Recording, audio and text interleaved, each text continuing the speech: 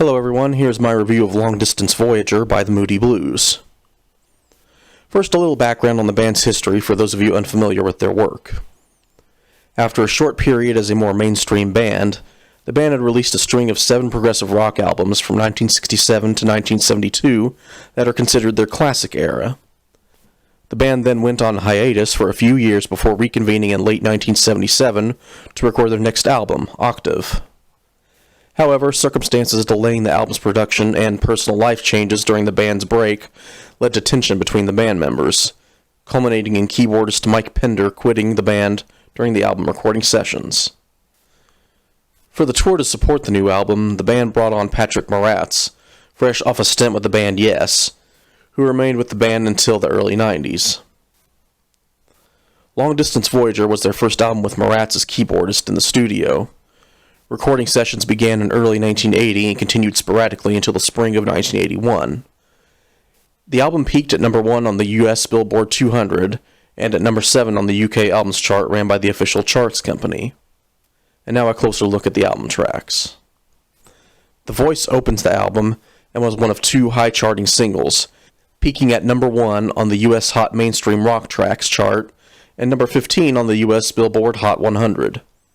Praised for mixing the band's typical lyrical flourishes with more modern sound textures, it also started a trend that would follow with the band's albums through the rest of the 80s, specifically leading each album off with a designated hit song.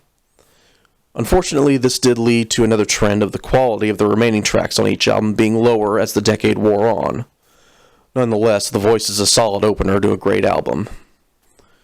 2 of the ballads, Talking Out of Turn and Nervous, feature orchestral backing parts. The latter is a quieter, more contemplative piece featuring John Lodge on lead vocals and intricate flute parts by Ray Thomas. A 4-minute edit of the former was the 3rd and final single released from the album, peaking at number 65 on the US Billboard Hot 100 and number 27 on the Canada RPM Top Singles chart. In addition to its heavy orchestral arrangement, Talking Out of Turn is also very synth-heavy. The second high-charting single, Gemini Dream, is very much a product of its time with a strong new wave sound, bolstered heavily by Moratz's keyboards and several electric guitar parts. It was jointly written by Justin Hayward and John Lodge, and won the duo an ASCAP Songwriting Award. As the first single to be released from the album, mere days after the album itself was released, it peaked at number 12 on the US Billboard Hot 100, number 1 on Canada's RPM Top Singles chart, and number 36 in Australia. In My World has a slow tempo and a nice progressive build to its sound as it plays out, eventually featuring layered guitars including steel guitar played by guest musician B.J. Cole. The song also features well-layered vocal harmonies. 22,000 Days was written by drummer Graeme Edge and features layered vocal parts sung by Hayward, Thomas, and Lodge. The piece's tempo is slow and steady. It features several intricate synth parts throughout, as well as a harmonica solo in the song break. The song's prog-heavy lyrics harken back to the band's classic era. Meanwhile features an upbeat synth-pop feel, and the lyrics paint a picture of regret while also almost evoking images to the listener's mind, or mine at least, of a romantic setting amplified by the musical arrangement of the song, which is heavy on synth, acoustic guitar, and electric piano.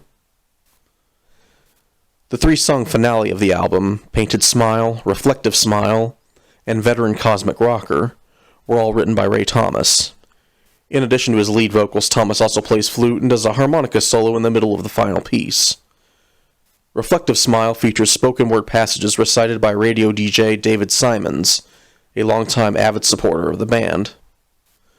The 3 songs contain the theme of a performer hiding his true emotions behind his onstage persona. In a way, the 3 pieces seem to represent the ego, id, and superego of the performer in a consistent overlap throughout the lyrics. While the album's overall sound was a far cry from what the Moody Blues had been known for during their classic era, it was definitely an understandable musical evolution for its time. The songs all hold up well despite the dated sound textures, or perhaps because of them. While the band largely stuck with a similar sound for the remainder of the 80s, the quality of each subsequent album dropped with each release.